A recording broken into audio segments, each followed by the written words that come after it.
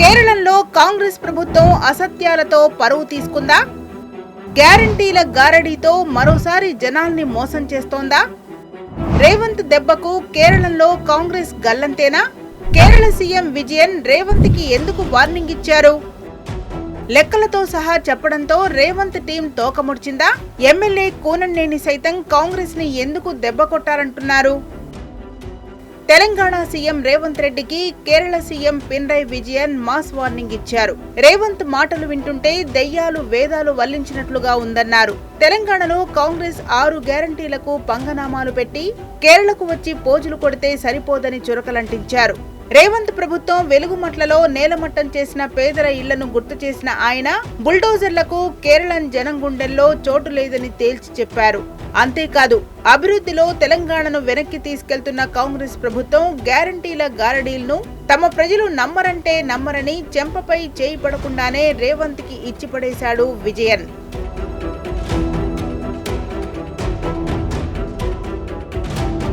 తెలంగాణను ముందు అభివృద్ధి చేసుకోండి. కేరళ ఇప్పటికే అభివృద్ధి దిశగా ఎంతో ముందంజలో ఉందని సోషల్ మీడియా వేదికగా రేవంత్ కి ఫుల్ క్లాస్ తీసుకున్నారు పినరయి. తెలంగాణలో పేదల ఇళ్లను బుల్డోజర్లతో కూల్చివేస్తూ మరోవైపు కేరళ ప్రభుత్వంపై విమర్శలు చేయటం తగదని అన్నారు.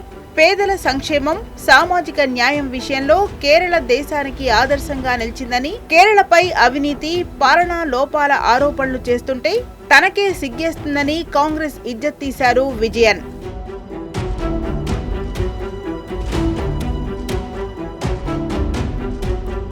నీతి ఆయోగ్ ఎస్డీజీ సూచీలో కేరళ మొదటి స్థానంలో ఉందని, తెలంగాణ 6వ స్థానంలో ఉందని విజయ్ గుర్తు చేయడంతో రేవంత్ తల నేలకేశారు. కేరళలో పేదరికం చాలా తక్కువగా ఉందని, 2025 నాటికి పూర్తిగా నిర్మూలించే దిశగా ముందుకెళ్తున్నామన్నారు.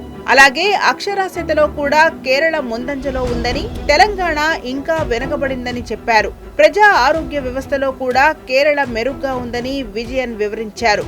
శిశు మరణాల రేటు తక్కువగా ఉండడంతో పాటు జీవన కాలం కూడా ఎక్కువగా ఉందని ఆయన తెలిపారు. ఇలా ప్రతి విషయంపై రేవంత్ ను విజయ్ కడిగిపడేయడంతో ఎదురు సమాధానం ఇవ్వలేకపోతుంది రేవంత్ అండ్ గ్యాంగ్.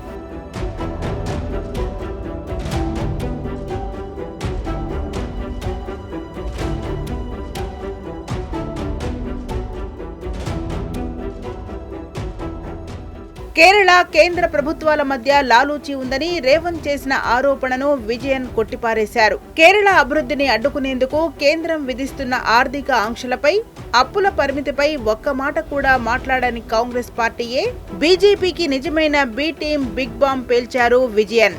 ఉద్యోగులకు జీతాలు, పెన్షన్లు పదే ఆలస్యం చేస్తూ ప్రభుత్వం నడుపుతున్న రేవంత్ రెడ్డి కేరళకు నేర్పడానికి ఏమీ లేదని అన్నారు. No difference between Narendra Modi and Pinarayi Vijayan. So Kerala people are intelligent people. Kerala people are educated people. They have never allowed communal people into Kerala.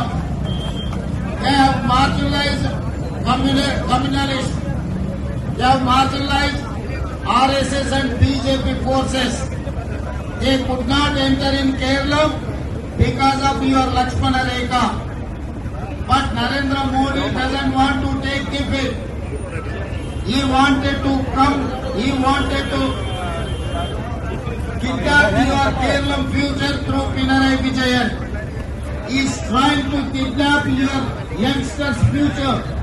He is trying to kidnap everything from Kerala through Pinarayi Vijayan. Pinarayi Vijayan అన్నదాంట్లో 100% వాస్తవం ఉంది. రేవంత్ రెడ్డి ఇంట గెలవకుండా రచ్చ గెలుస్తానని రంకెలేస్తున్నారు. తెలంగాణలో 6 గ్యారంటీలను అమలు చేయకుండా మలయాళీలను 5 గ్యారంటీలతో గారడి చేసేందుకు కాంగ్రెస్ పార్టీ రెడీ అయింది. ఇక కాలేజీలకు వెళ్తున్న అమ్మాయిలకు నెలకు 1000 రూపాయల చొప్పున ఆర్థిక సాయం చేస్తామని కేరళలో కాంగ్రెస్ పార్టీ హామీ ఇచ్చింది.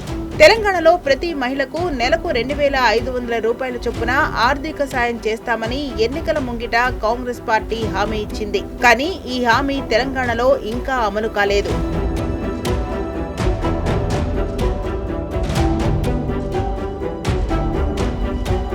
కేరళలో ప్రస్తుతం నెలకు 2000 రూపాయల చొప్పున పెన్షన్లు ఇస్తుండగా దాన్ని 3,000 రూపాయలకు పెంచుతామని కాంగ్రెస్ పార్టీ హామీ ఇచ్చింది. తెలంగాణలో పింఛన్లను 4,000 రూపాయలకు పెంచుతామని ఎన్నికల సమయంలో కాంగ్రెస్ పార్టీ హామీ ఇచ్చింది. కేసీఆర్ ఇచ్చిన డబ్బుల్ని ఇస్తున్నారు కానీ 4,000 మాత్రం ఇవ్వడం లేదు.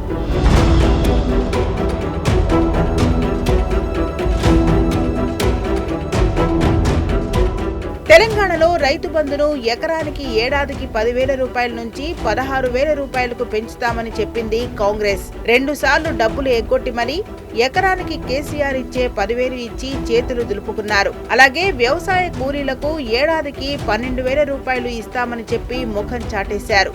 వరికి బోనస్ అని చెప్పి సన్నవడ్లకే బోనస్ అంటూ సగం మందికి ఇవ్వకుండానే తప్పించుకుంది రేవంత్ ప్రభుత్వం.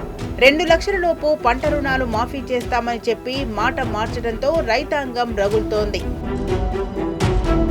అంతెందుకు, తెలంగాణలో కాంగ్రెస్ తో కలిసి నడిచే కామ్రేడ్లు సైతం రేవంత్ కి పరిపాలన చేయటం రావడం లేదని ఎద్దేవా చేస్తున్నారు. వీళ్ల పరిపాలన పాడుగాను. అదే నేనైతే ఏడాదిలోనే రూపం మారుస్తా, నాకు చాలా కోపం వస్తుందని కొత్తగూడెం ఎమ్మెల్యే కూనంనేని సాంబశివరావు మండిపోతున్నారు. 700 కోట్లు వీళ్ళ పరిపాలన, వీళ్ళు పాడుగాను. బీపీ లేస్తుంది, తిట్టలేక ఈ మాట అంటున్నా. ఆడాళ్ళు అన్నట్టుగా అనాల్సి వస్తుంది. నాకు అంత కోపం వస్తుంది బస్ స్టాండ్ లో చూస్తుంటే. ఎందుకంటే అసలు నేనైతే సంవత్సరంలో మొత్తం రూపమే మారుతా. తెలివి ఉండాలి కదా, తెలివి ఉండాలి, పట్టుదల ఉండాలి, దీక్ష ఉండాలి. ఇంత అన్యాయంగా ఉన్నాయి. మొత్తంగా రేవంత్ రెడ్డి పాలనపై ప్రజలే కాదు, మిత్రపక్ష పార్టీ నేతలు సైతం గుర్రుగా ఉన్నారు. అయినా కాంగ్రెస్ ప్రభుత్వం మాత్రం అబద్ధాలు చెప్పడంలో తమకు ఎవరూ సాటి లేరంటూ అసత్యాలతోనే గ్యారంటీల గారడితో ముందుకెళ్తోంది.